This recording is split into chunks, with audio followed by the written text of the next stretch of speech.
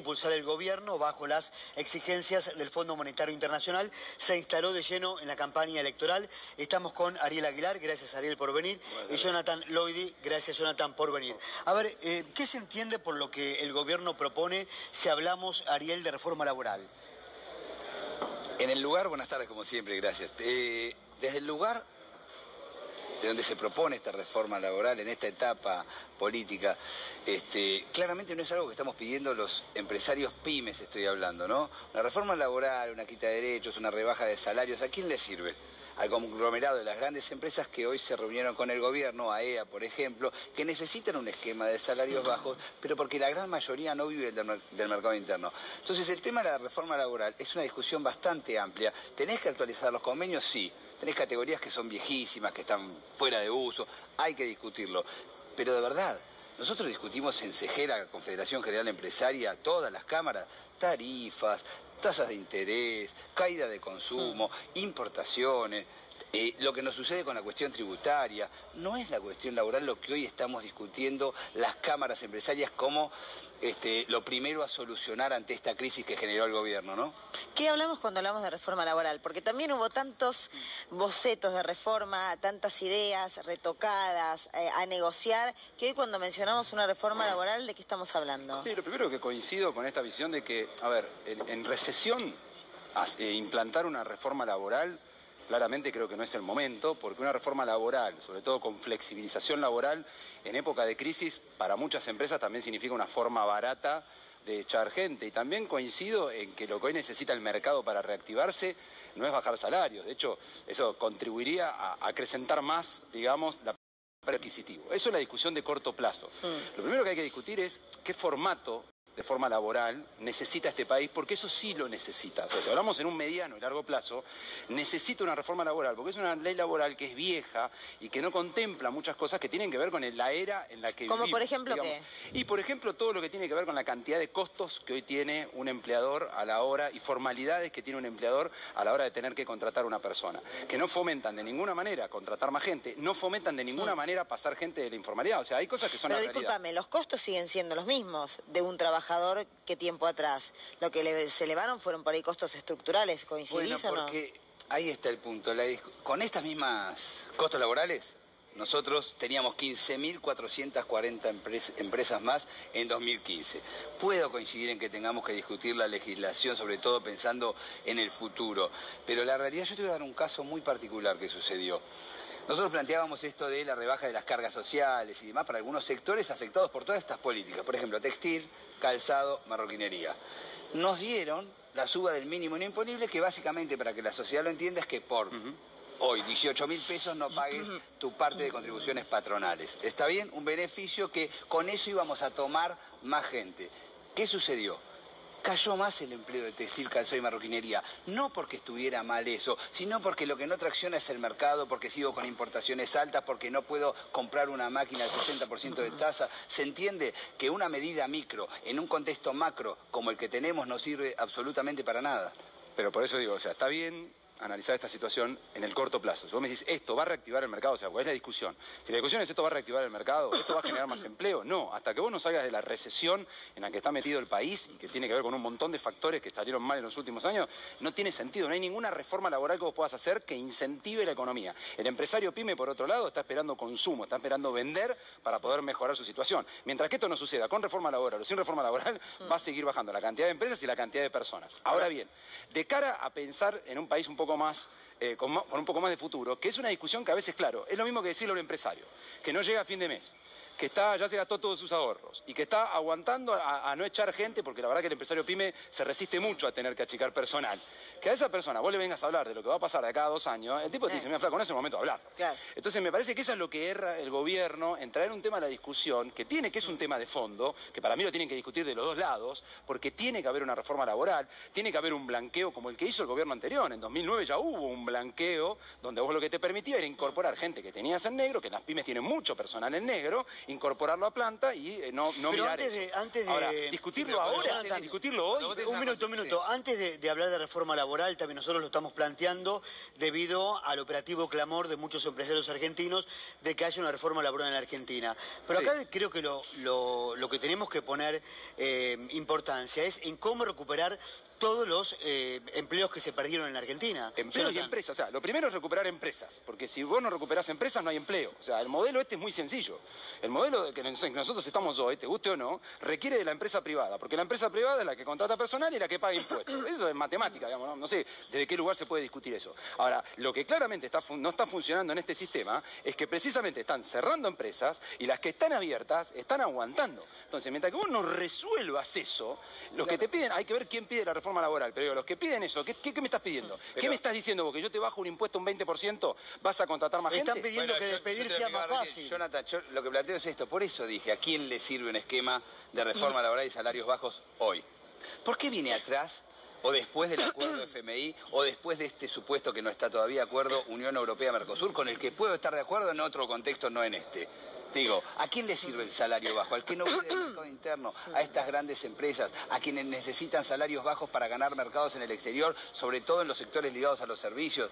Ojo con todo esto, porque a quienes generamos el 80% del empleo, nos destruye más el mercado. Mira, te voy a dar un caso puntual de una de las medidas que se tomaron, pasó en estos días. Lo puedo decir porque se enrolla. El grupo BIEF cerró sus locales de Wrangler y Lee, ¿verdad? Sí. ¿Sabes lo que hizo al principio, en 2016? Dejó de comprar la mitad de la producción de un fabricante de pulóveres de nuestra cámara porque podía importar. ¿Qué sucedió 3 años después? Cerró los locales porque se quedó sin consumo. Sí. Porque esto significa los 142.000 empleos industriales que se perdieron.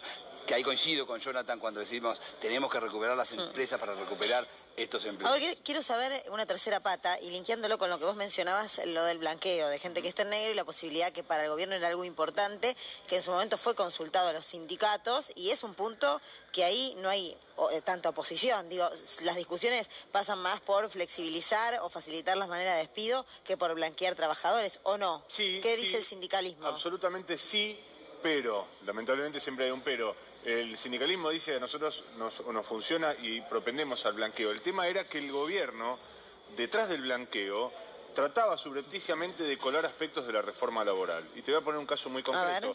En el proyecto de blanqueo que intentó elevar al Congreso y que tenía un preacuerdo con la cúpula de la CGT, el gobierno a último momento introdujo un aspecto que no estaba dentro del acuerdo con la CGT, que implicaba, por ejemplo, la supresión del monto que se le agrega a la indemnización cuando el trabajador no es registrado. Es decir, básicamente hoy un trabajador en negro quiere hacer juicio a su patrón porque lo despidió o porque se cansó de ser maltratado y la justicia, si le da la razón, le duplica el monto indemnizatorio. ¿Qué hacía el proyecto? Le quitaba este agravamiento, con lo cual, paradójicamente, el proyecto de blanqueo beneficiaba al empresario que no quería blanquear. Era un absurdo absoluto.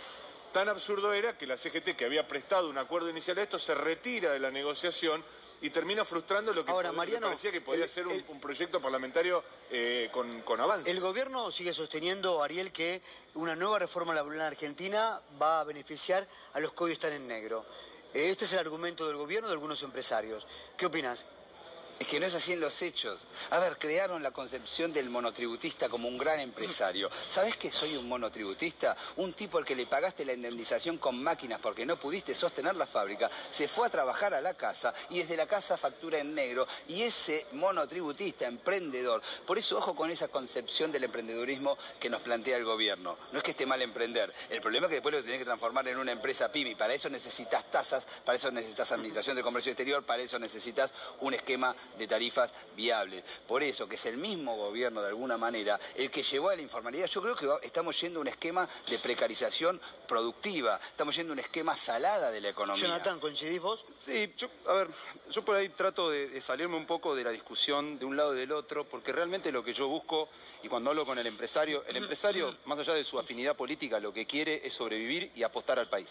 Entonces, dentro de esas discusiones, me parece, porque esto puede cambiar rápidamente en octubre, entonces me parece que hay que discutir discusiones que superan un poco lo que está pasando ahora, que es durísimo, pero tenemos que pensar un poco más adelante. Entonces vuelvo a insistir con esto. ¿Qué necesita el ecosistema emprendedor y el ecosistema de la pyme en un país? Primero que necesita es previsibilidad, o sea, necesita tener estabilidad durante un tiempo para poder proyectar. Es muy difícil para un empresario, cuando se enfrenta a un presupuesto, que es presar para adelante, no saber qué va a pasar, ni con el mercado interno ni con el mercado externo. Porque cuando hablan de vinculación con el Mercosur, la realidad que lo que uno ve, que las empresas que se podrían beneficiar de eso en el corto plazo son las empresas grandes.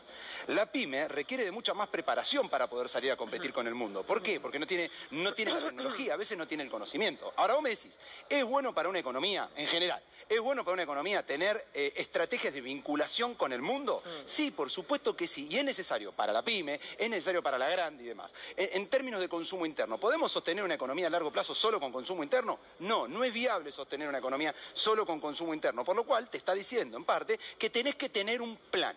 Y es lo que yo vengo pidiendo, y se lo pido a este gobierno, se lo pido al que venga y demás, que nos expongan un plan donde ataque las distintas variables que necesitas. Por ejemplo, reforma tributaria.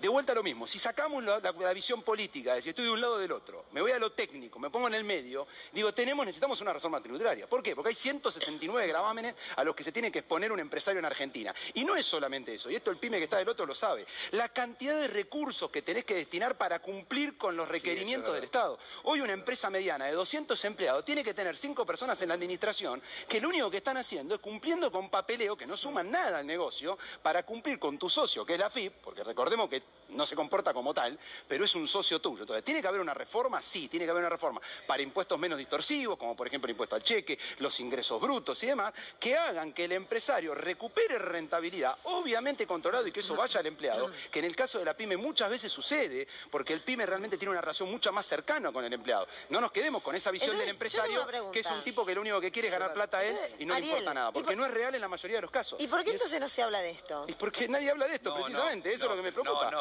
No escucho en la televisión hablando a nadie de esto. ¿Cuál es el plan? No, es que justamente cuando vos planteás en este esquema una reforma impositiva, la verdad es que sucede lo mismo con la reforma laboral. Es imposible que la haga este gobierno porque te plantea una rebaja de impuestos que además no generó.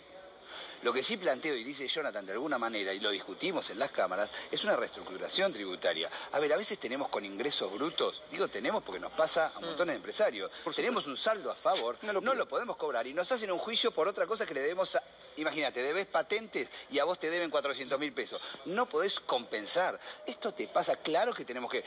Pero una cosa es una reestructuración tributaria progresiva, en la cual pensamos, porque el Estado tiene que recaudar. Eso lo entendemos quienes tenemos las fábricas en los barrios, donde hay colegios, hospitales, y se sostienen del Estado. Ahora sí tenemos que plantear una reestructuración tributaria. Es verdad, es sedimentaria la estructura tributaria. No hay plan, y te digo algo más. Tiene que haber un plan por sectores. No es lo mismo la industria textil.